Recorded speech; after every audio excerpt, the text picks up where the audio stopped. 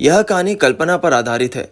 इसका किसी व्यक्ति, स्थान, घटना आदि से कोई संबंध नहीं। यह कहानी एक जुआरी की है जिसने आज तक एक भी बाजी नहीं हारी, लेकिन जिंदगी की बाजी इस बार हार गया। शहर के सबसे बड़े कसिनो में एक टेबल पर भारी भीड़ लगी हुई थी। एक ऐसा व्यक्ति आया हुआ था जिसने आज तक एक भी बाजी नहीं हारी थी। वह भी बड़ा असूलों वाला था। एक दिन में केवल एक ही बाजी खेलता था। आज भीड़ इसलिए थी कि कसिनो ही दांव पर लगा हुआ था। सबने अपने अपने नंबर पर पैसा लगा रखा था। आज से पहले किसी ने भी इस कसिनो को चुनौती नहीं दी थी। आज पहली बार ऐसा हो रहा था। मास्टर ने चक्री घुमाई और बॉल फेंका। सबकी धड़कनें बढ़ने लगी। वह मजे से शराब की घुट ले रहा था। बॉल किसी किसी नंबर पर अटकने लगी। सब उसकी ओर देखने लगे। वह मास्टर से कहने लगा, कल से आप मेरे कसिनो में काम करेंगे। उसके ऐसा कहते ही बॉल उसी नंबर पर रुक गई जिस पर उसने पैसा लगा रखा था।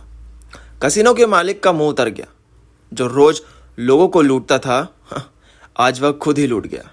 जुआरी आगे कुछ कहता या करता, उससे पहले ही पुलिस आ गई। वह जुआरी को लेकर जाने लगी।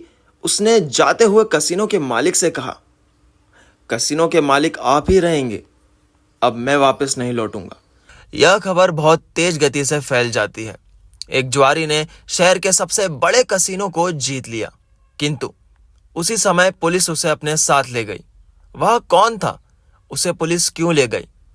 लोगों के लिए एक सवाल बना हुआ था।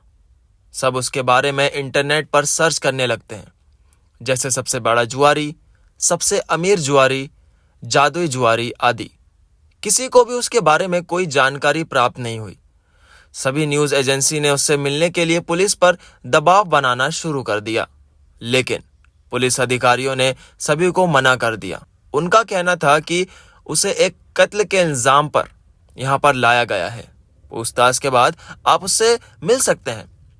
यह बहुत बड़ी बात थी, परंतु मीडिया के पास कोई खबर नहीं थी। वहाँ कहाँ रहता था, क्या करता था, उसके परिवार में कौन कौन था, सब एक पहेली थी। पुलिस के पास भी उसके अतिरिक्त कोई जानकारी नहीं थी। पुलिस केंद्र में उससे पूछताछ के लिए सबसे काबिल पुलिस वाले को बुलाया गया।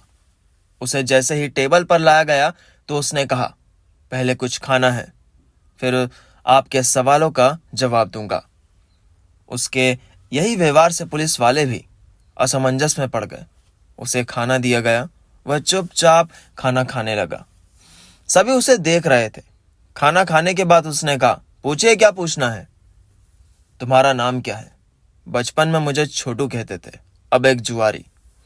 असली नाम मुझे भी नहीं पता। कहाँ के रहने वाले हो तुम? इसी शहर का हूँ साहब। तुम्हारा घर कहाँ है? साहब, घर नहीं है। किसी भी कसिनो या होटल में रह लेता हूँ। अच्छा, तो तुम्हारा परिवार कहाँ है? बचपन में ही मुझे परिवार वालों ने घर से निकाल दिया था।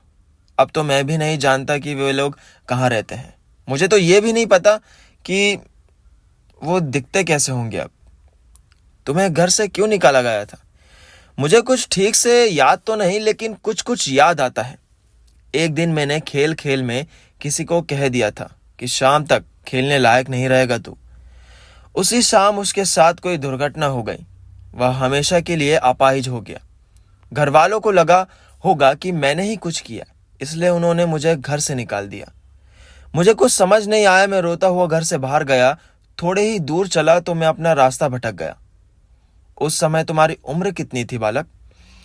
कुछ पक्का नहीं कह सकता, लेकिन चीज़ों को समझने लग गया था।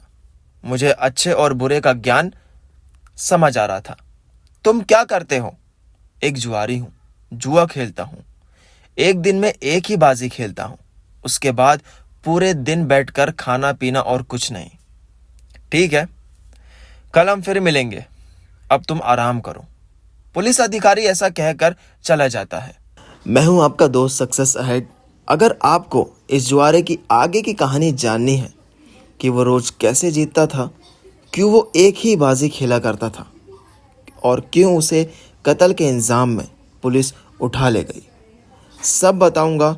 बस आप कमेंट में एपिसोड 2 लिख दो, तो फिर मैं कल एपिसोड 2 पोस्ट कर दूंगा। और हाँ, चैनल को सब्सक्राइब करना ना भूलें। Bye bye.